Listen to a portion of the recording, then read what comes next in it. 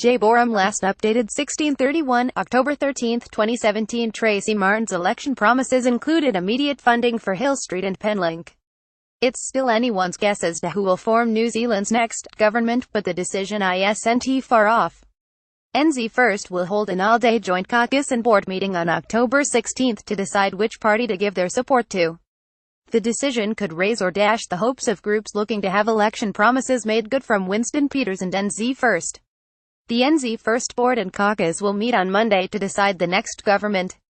Three of those promises north of Auckland were immediate funding for a 4-lane Penlink road on the Hibiscus Coast, immediate funding to fix Warkworth's notorious Hill Street intersection, and clearing the debt for Mangawhai ratepayers after the Kaipara District Council wastewater scheme fiasco. Read more. Rodney politicians push Penlink and Hill Street projects. Rodney electoral candidates talk about housing affordability. Candidates asked for support to help North Rodney leave the supercity. Candidates make pledges on health, mental health and housing at Mangawhai Residents and Ratepayers Association Chairman Bruce Rogan and his executive think a Labour-led coalition with NZ First would be the best outcome to see their promise come true. Winston Peters said he would make it a bottom line to clear the more than $30 million debt burden for ratepayers the wastewater scheme blowout had caused. Rogan said whatever members of the executive's political persuasions were, a Labour-led coalition was seen as the best outcome to see this happen for ratepayers. If Winston does deal with National, I don't think that there is the slightest possibility that anything will be done. If he does deal with Labour, exactly the opposite will be the case, because I had an undertaking from them before the election that if Labour formed a government, they would come and sit down with us and work out a solution.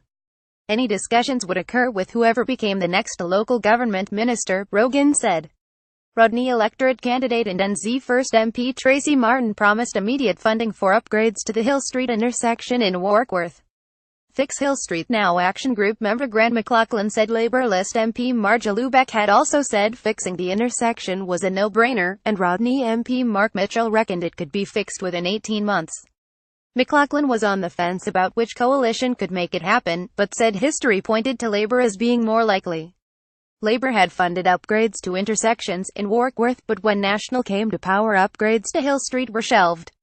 Under National, the Northern Motorway extension originally included the upgrade at Hill Street, McLaughlin said.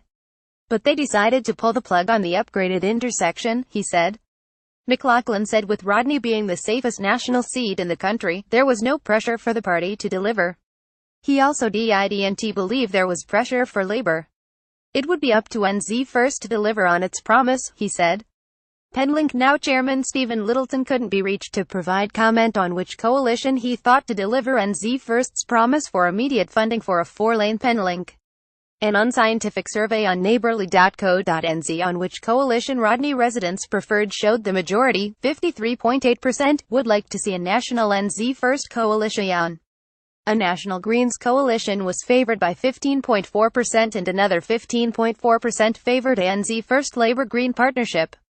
A National Labour coalition was sought by 7.7%, a National NZ First ACT arrangement gained 5.1% and a National Green ACT partnership 2.6%. Stuff.